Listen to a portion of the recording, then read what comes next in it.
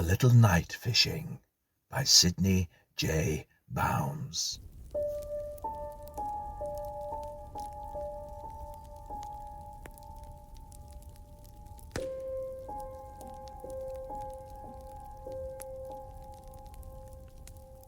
Here is a gale warning.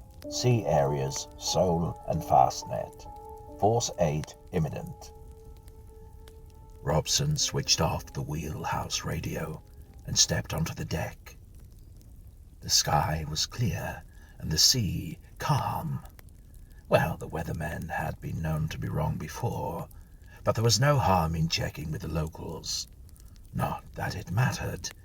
He had to go out tonight, whatever the weather. Big Todd was not a man to accept excuses. He studied the appearance of the cruiser before he left. Everything looked all right. The fishing tackle was prominently displayed. He crossed the gangplank to the jetty and headed towards the Black Swan. Robson was a heavy man with a perpetual scowl, dressed in roll-neck sweater, jeans and rope-soled shoes. He didn't like the sea or boats. He didn't like being away from the smoke, but he liked the money. Tregoro, on the Cornish coast, was a scattering of grey stone houses, a small harbour and a pub. He crossed the quay in quick strides and went inside. 4 blue-jerseyed fishermen sat at a table with cards and a crib board. A giant of a man stood watching them. Behind the bar, the publican's wife polished glasses.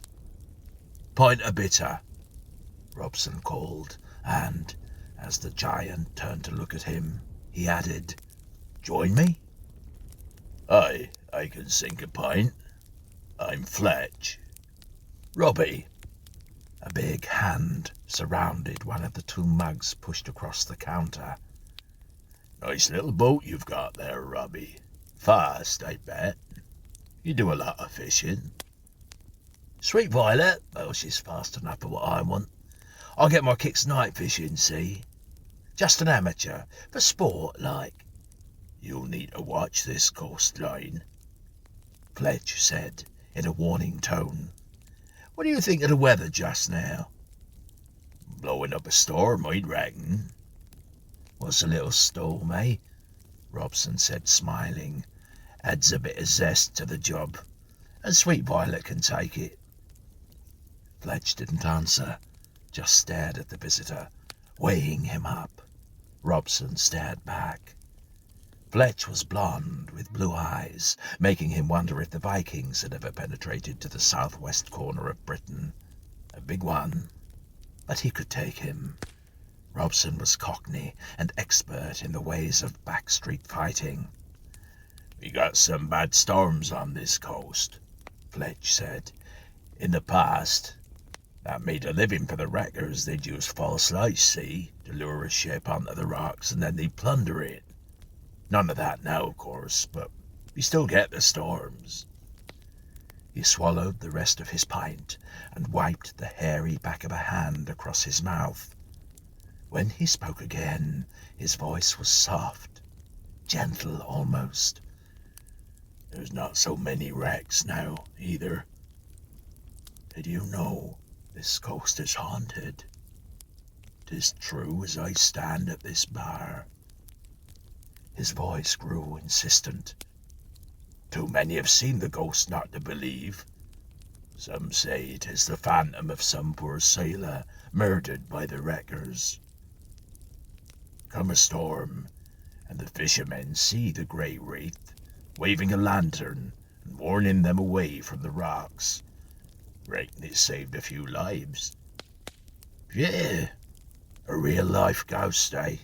"No, this one's been dead 100 years, see? And if you happen to see it tonight, well, you'll do well to take notice, Robbie." The sea had an oily swell when Robson put out. The sun was a ball of fire, sinking below the horizon, and gulls wheeled and screamed beneath the scudding cloud. On the jetty, Fletch stood beside drying nets watching. Robson waved casually, but the Cornishman ignored him. "The hell with you," Robson thought, and gave all his attention to the cruiser. Sweet Violet moved along easily, driven by two 100-horsepower diesels, her bow parting the sea like a knife. No signs of a ship on the grey water. Good. The last thing he wanted was a customs cutter nosing around.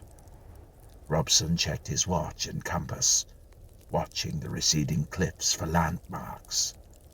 There'd be a moon on his way back, and he didn't want any foul-up, not with Todd waiting in a fast car. He had to know exactly where the shoals and reefs lay. He motored at a steady speed, timing distance on a set course for the rendezvous. A huge tanker passed slowly in the distance. The lights of land faded, and he seemed alone on a great grey ocean. The swell increased, and a wind began to keen. The moon went behind storm clouds. Presently, on time and in the right place, a fishing boat showed. As he closed with it, he read the name on the bow. Tante Marie.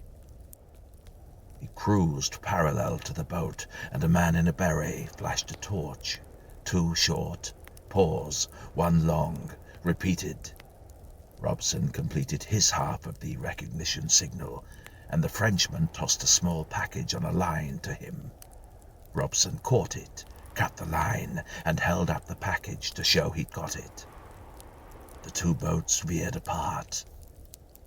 Robson placed the packet in a specially constructed compartment behind the chart locker and turned back for the English coast. That little packet was worth a few thou, but he never considered double-crossing Big Todd. Todd was the connection between a Paris mob specializing in jewel robberies and a fence in Hatton Garden.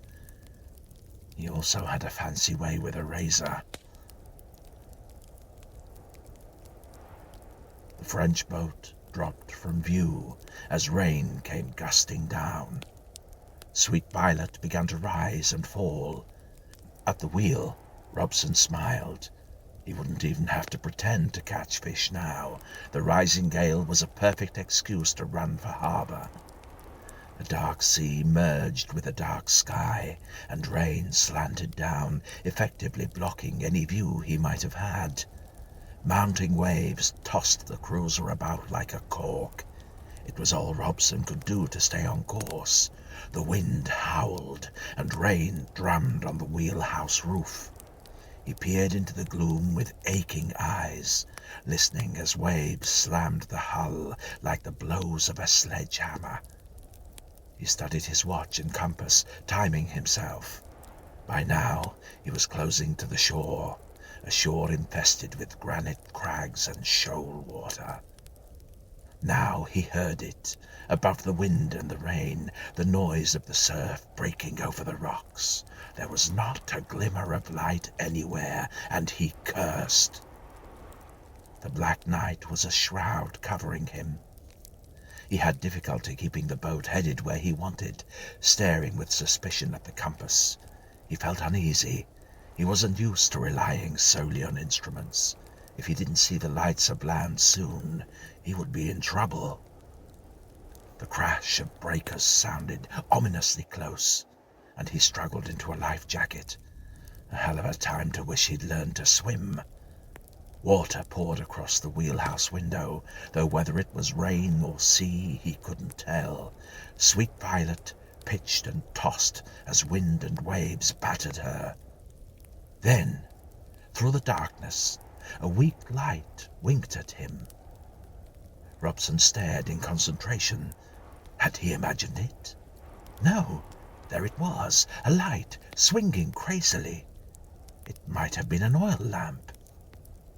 As he neared the pinpoint of yellow light, he saw a faint grey figure holding a lantern in one hand and swinging it to and fro. The figure appeared to be a sailor in a striped jersey, wearing a wool cap and standing atop a rock in the storming sea. It appeared so pale as to be unreal and did not look wet. Robson saw spray break over the figure. No, through it. Paralysis gripped him. Sweat turned to ice. Fletcher's ghost. He stared wild-eyed at the apparition with its swinging lantern and trembled. A ghostly voice lifted above the wind. "Rocks! Rocks ahead!" Robson broke the grip of fear and wrenched desperately at the wheel, turning the cruiser away from the light. The hull juddered as she struck, throwing him off balance, and he hit his head on the wall. He had a brief glimpse of a sharp-edged reef ripping along the hull. Then water swirled at his feet.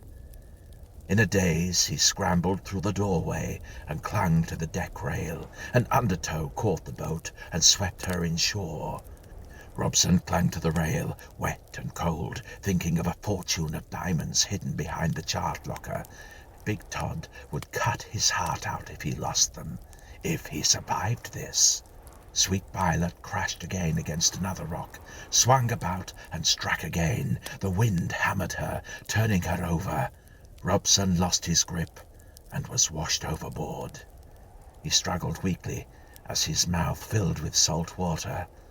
His feet touched the bottom, and he lurched upright, spluttering and gulping air. The wind hurled him forward, and he fell face down on a wet sand. A wave rolled over him as he lay, gasping like a stranded fish. He could make out the dark shape of the cruiser, wedged between jutting crags some 20 yards away. Get the diamonds, he thought. Get out of here. But his legs were lead weights. It was just too much effort to stand against the gale. Rest a moment, and then he'd... But shadowy figures gathered round him. One, closer than others, stooped over him. He recognized the blonde Viking from the pub. "Fletch, thank God, help me." Fletch stared down, unsmiling. "Still alive then, Robbie?" The giant selected a slab of rock and lifted it. "See our ghost, did thee? As I said, he's real enough, but I told one lie.